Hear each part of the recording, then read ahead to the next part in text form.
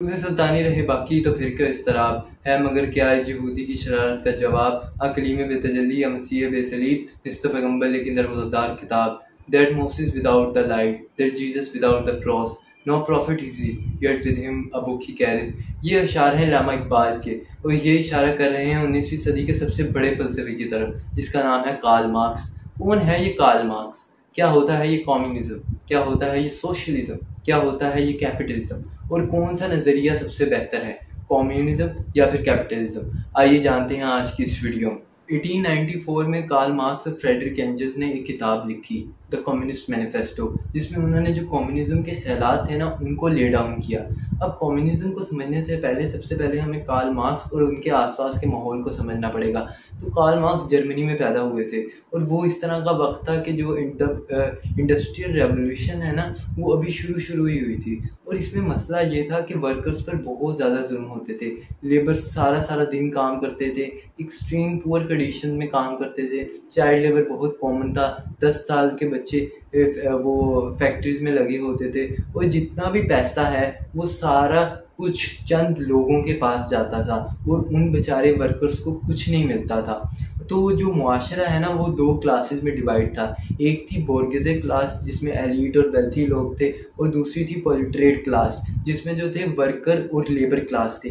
तो जब Karl Marx ने ये सब कुछ होते देखा ना तो उन्होंने एक यूटोपिया इमेजिन किया, एक ऐसी दुनिया इमेजिन की जिसमें सब बराबर हैं, जिसमें कोई रियासत नहीं है, कोई पैसे का कॉन्सेप्ट नहीं है, और कोई प्राइवेट प्रॉपर्टी का कॉन्सेप्ट नहीं है। हर इंसान हर चीज़ को ऑन कर रहा है। अब आप मुझे कहोगे कि क्या ये कभी इस तरह की चीज़ अचीव हुई है? इसका जवाब है नहीं। मगर जो अर्ली ह्यूमंस थे, जो हंटर और गैदरर लाइफस्टाइल में रहते थे, हम उनमें देखते हैं कि उसको हम एक प्रिमिटिव कम्युनिज्म कह सकते हैं, क्योंकि वहीं पे जो लोग थे वो इस तरह के थे जिनमें प्राइवेट प्रॉपर्टी का कोई कॉन्सेप्ट नहीं था और कोई ऐसा डिस्क्रिमिनेशन नहीं था, सारे लोग मिलजुल के काम करते थे। तो उसको हम एज ए प्रिमिटिव कम्युनिज्म कह सकते हैं। तो मगर क्या हुआ, जो वाकई में कम्युनिज्म को अप्लाई करने की कोशिश की गई, यही हमने देखा 1917 की रशियन रेवोल्यूशन में, जब जो रशिया की जो वर्किंग क्लास थी उन्होंने वो उस दौर के जो एम्परर जो थे तसार निकोलस II उनको ओवरथ्रो कर दिया, और इस रेवोल्यूशन को लीड कर रहे थे व्लादिमीर लेनिन, और यूएसएसआर बनी दुनिया की पहली कम्युनिस्ट स्टेट। अब आप मुझे कहोगे कि यार कम्युनिज्म में तो कोई रियासत नहीं होती, कोई पैसे का कॉन्सेप्ट नहीं होता, तो ये क्या था? तो ये मैं आपको समझाता हूँ कि कार्ल मार्क्स ने ये सोचा कि जब ऐसी दुनिया होगी कि लोग सब बराबर होंगे, कोई प्राइवेट प्रॉपर्टी का कॉन्सेप्ट नहीं होगा, तो कोई एक ऐसा बंदा होगा जो लालची होगा, ऐसे इंसान हो सकते हैं। तो शायद जो है हमें एक टेम्परेरी स्टेट चाहिए, एक ट्रांजिशनिंग वाली स्टेट चाहिए कम्युनिज्म से पहले। उसको ये नाम देते हैं सोशलिज्म, कि जब जो वर्किंग क्लास है वो एक कैपिटलिस्ट सिस्टम के ख़िलाफ़ बगावत करेगी तो वो एक सोशलिस्ट निज़ाम को है ना वो नाफिज करेगी, और इस सोशलिस्ट निज़ाम की जो हुकूमत है ना वो वर्किंग क्लास करेगी, और जो एसेट्स है ना उनको जो है ना इवनली जो है ना उसको उनको डिस्ट्रीब्यूट कर दिया जाएगा। मगर ये फ़र्क था मार्क्स में और लेनिन में, कि जो मार्क्स थे वो मानते थे कि एक वर्किंग क्लास जो है वो हुकूमत करेगी, मगर लेनिन के तो आपको पता है लेनिन यूएसएसआर के डिक्टेटर थे, और एक 1 पार्टी रूल था और बड़ा सेंट्रलाइज सिस्टम था जो मार्क्स से डिफ़र करता था। तो आप इस तरह कह सकते हैं। तो कम्युनिज्म और सोशलिज्म के बारे में कंफ्यूज ना होइएगा। जो सोवियत के टाइम्स पे जो कम्युनिज्म और सोशलिज्म है इनको इंटरचेंजेबली भी इस्तेमाल कर लिया जाता था, मगर सोशलिज्म अपने आप में एक पूरी दुनिया है, इसकी एक बहुत सारी वेरिएशन है, इसको हम फिर कभी डिस्कस करेंगे। मगर अभी हम नज़र डालते हैं जो लेनिन मार्क्सिस्ट कम्युनिस्ट मॉडल था, लेनिन के एरे में क्या हो रहा था। तो जब लेनिन हुकूमत में आया, जब वो एक डिक्टेटर बना यूएसएसआर का, तो जो उसने जितनी भी प्राइवेट प्रॉपर्टी है ना उसको सीज कर लिया, सारी फैक्ट्रीज को नेशनलाइज कर दिया, ज़मीनों को किसानों में और लोगों में बांट दिया, और वर्किंग आवर्स फिक्स कर दिए। एक इंसान दिन के 8 घंटे काम करेगा और हफ्ते के 5 दिन काम करेगा, जो आज भी स्टैंडर्ड टाइम है, इस तरह कर दिया। और लिटरेसी में बहुत पुश किया लेनिन ने वर्कर क्लास की जो लिटरेसी है, लोगों को पढ़ाना और वुमेन को एजुकेशन में बहुत पुश किया। मगर लेनिन का टाइम इतना भी कोई परफेक्ट नहीं था। लेनिन अपने ऊपर जो है वो क्रिटिसिज्म उसको बिल्कुल बर्दाश्त नहीं करते थे। पॉलिटिकल ऑपोजिशन को बिल्कुल हर तरीके से जो है ना वो दबा दिया था और एक सीक्रेट पुलिस बनाई थी कि जिस पर भी शक होता कि ये एंटी कम्युनिस्ट या एंटी सोशलिस्ट है उसको पकड़ लेते थे और उसको एग्जीक्यूट कर देते थे, जेल में डाल देते थे। और उसी टाइम पर हमें एक इस तरह की एक लेडी नज़र आती हैं जो लेनिनिज्म के बिल्कुल ख़िलाफ़ थी, मगर वो भी एक कम्युनिस्ट थी। वो ये एक मार्क्सिस्ट डेमोक्रेट थी जिनका नाम था रोज़ा लग्जमबर्ग और ये लेनिनिज्म के ख़िलाफ़ ओपनली बोलती। 1924 में लेनिन की डेथ होती है और अब जो यूएसएसआर के नए डिक्टेटर हैं वो बनते हैं स्टालिन। और जो स्टालिन का दौर था वो जो है ना वो लेनिन के दौर से और ज़्यादा बदतर था। जो स्टालिन का दौर था उसमें जो है ना उन्होंने फैक्ट्रीज़ की ओवर प्रोडक्शन पे बहुत फोकस किया, जिसकी वजह से जो मज़दूर थे वो दोबारा उसी कंडीशन में आ गए जिस तरह वो कम्युनिज़म से पहले थे।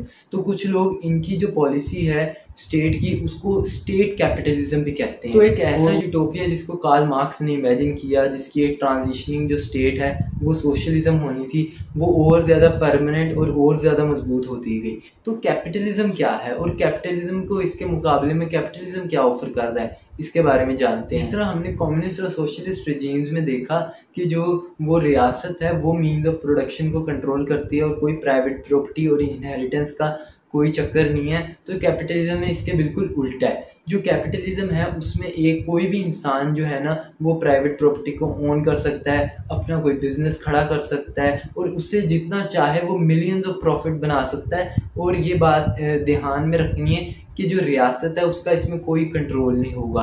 जो गवर्नमेंट है उसको इजाज़त नहीं होगी कि वो दरमियान में इंटरफेयर करे। जो एडम स्मिथ थे वो 18वीं सेंचुरी के एक स्कॉटिश इकोनॉमिस्ट और फिलोसफर थे और इन्होंने ये जो कॉन्सेप्ट था ना वो अपनी एक बुक जो थी उन्होंने लिखी वेल्थ ऑफ नेशंस, जिसमें उन्होंने ये पूरा कॉन्सेप्ट इंट्रोड्यूस करवाया। जो एडम स्मिथ थे ना वो फ्री ट्रेड को ना एडवोकेट करते थे कि ना गवर्नमेंट को बिल्कुल भी इंटरफेयर नहीं करना चाहिए जिस तरह जो ह्यूमंस है ना वो ट्रेड करते हैं, और हर इंसान को हक होना चाहिए कि वो अपना बिजनेस वगैरह ना कर सके।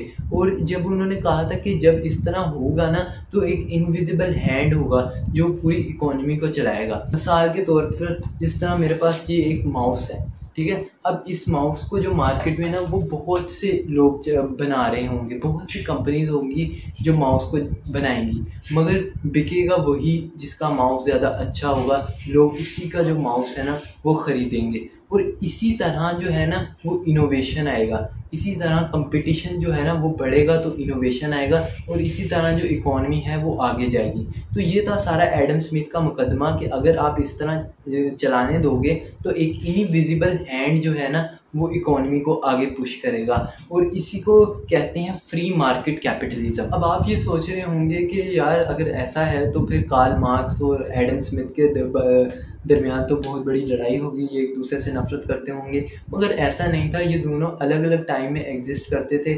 जब कार्ल मार्क्स थे तो वो ये देखते थे कि वो आज जो है एलीट वो लेबर को एक्सप्लॉइट कर रही है, वर्कर्स को एक्सप्लॉइट कर रही है, इस वजह से उन्होंने अपना फ़लसफ़ा दिया कम्युनिज़म का।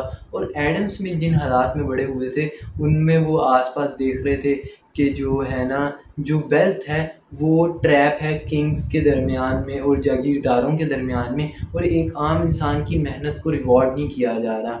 जो एक आम इंसान बिजनेस नहीं कर सकता, एक आम इंसान के हाथ में कुछ भी नहीं है, और इसी वजह से जो है ना उन्होंने कैपिटलिज्म का फ़लसफ़ा दिया। ये फिर पूरी दुनिया में बूम हुआ। जो अर्ली कैपिटलिस्ट स्टेट है जैसे हम यूके या जो नेदरलैंड्स हैं, इन्होंने बूम किया और इवेंचुअली जो है ना वो इंडस्ट्रियल रेवोल्यूशन स्टार्ट हुई, और जो दुनिया है वो एक आर्गेरियन सोसाइटी से निकलकर इंडस्ट्रियल सिटीज़ में जो है ना वो ट्रांसफर। मगर इस इंडस्ट्रियल रेवोल्यूशन की डार्क साइड ये थी कि इनकम इनक्वालिटी बहुत ज़्यादा थी। जो अमीर था वो बहुत अमीर था, जो गरीब था वो बहुत गरीब था, और इन्वायरमेंट पर इसका बहुत एक बुरा असर पड़ रहा था। और ये वही चीज़ें थी जिनको कार्ल मार्क्स ने देखा और बगावत की और अपनी एक किताब लिखी जिसका नाम था दास कैपिटल। मगर फिर जो सवाल ये उठता है कि फिर क्या सोल्यूशन है, फिर क्या हमें कम्युनिज़म के साथ जाना चाहिए। मगर कम्युनिज़म में दो बड़े मसाइल हैं। पहला मसला ये है कि कम्युनिज़म में इनोवेशन नहीं होता।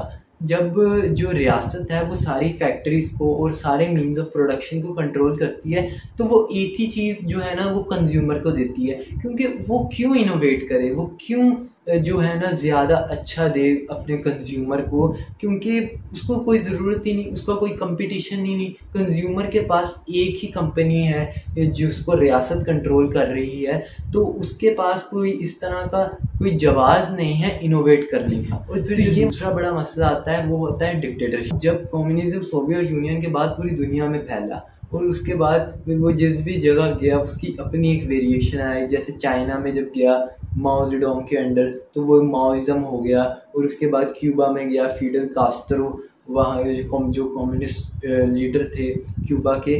तो मगर एक इन सब वेरिएशंस में एक कॉमन पैटर्न देखा गया, वो पैटर्न था डिक्टेटरशिप। जब भी कम्युनिज्म किसी भी रियासत में गया है ना, वो उसका रिज़ल्ट यही हुआ है, उसका रिज़ल्ट डिक्टेटरशिप ही हुआ। अब इस तरह नहीं है कि जो कैपिटलिस्ट रियासतें हैं वहाँ पे डिक्टेटरशिप नहीं होती। हमने देखा है जर्मनी और इटली में जहाँ पे जो कैपिटलिस्ट थे मगर वहाँ पे भी डिक्टेटरशिप थी। मगर मसला ये है कि जो कम्युनिज्म है उसका जो ट्रैक रिकॉर्ड है ना वो ज़्यादा है। ये सवाल उठता है कि क्या कैपिटलिज्म एक सोल्यूशन है? तो जो फ्री मार्केट कैपिटलिज्म है ना, या जिसको हम ब्लाइंड कैपिटलिज्म भी कह सकते हैं, वो पूरे तरीके से तबाही है। और इसी वजह से 1930 का जो ग्रेट डिप्रेशन है ना वो आया था, और हमारी दुनिया ने इससे सीखा है। और आजकल का जो दौर है वो है रेगुलेटेड कैपिटलिज्म का, जिसमें जो गवर्नमेंट है वो सिस्टम को रेगुलेट करती है। अब जैसे जिस तरह जो कम्युनिस्ट रियासतें भी हैं जो अपने आप कहती हैं कि हम कम्युनिस्ट हैं, जैसे चाइना, वो भी अपने जो मुल्क में है ना वो प्राइवेट बिजनेसेस को अलाउ करती हैं, मगर हैवीली उसमें जो गवर्नमेंट का इंटरफेयर है ना वो होता है, तो वो भी प्योर तरीके से कम्युनिस्ट नहीं है। फिर हमारे पास कुछ इस तरह के ममालिक हैं, नॉर्डिक कंट्रीज़, जो जैसे स्विट्ज़रलैंड, फिनलैंड, नेदरलैंड्स। अब इनमें जो है ना वो वेलफेयर कैपिटलिज्म का सिस्टम है, इसमें जो सोशलिस्ट वैल्यूज़ है ना वो एम्बेडेड है, कि जैसे ये जो है ना वो बिजनेसेस पे बहुत ज़्यादा टैक्स लगाते हैं और इस टैक्स को ना एजुकेशन में और फ्री हेल्थ केयर में ख़र्च करते हैं। तो ये हमारे पास वेलफेयर कैपिटलिज्म है, मगर ये भी निज़ाम परफेक्ट नहीं है, क्योंकि इस वेलफेयर कैपिटलिज्म में भी जो इन्वायरमेंट है उस पर बुरा असर पड़ता है। और जो रेगुलेटेड कैपिटलिज्म है उसमें जो इनकम इनइक्वालिटी है वो तो तब भी होती है। तो क्या जवाब ये है कि कोई भी निज़ाम जो है ना वो परफेक्ट नहीं है, वो भी निज़ाम जिसमें आज हम रह रहे हैं वो भी परफेक्ट नहीं है। तो आपका इस बारे में क्या ख्याल है? आपको क्या लगता है कि कौन सी जो आइडियोलॉजी है वो ज़्यादा सही है, कैपिटलिज्म या फिर कम्युनिज्म?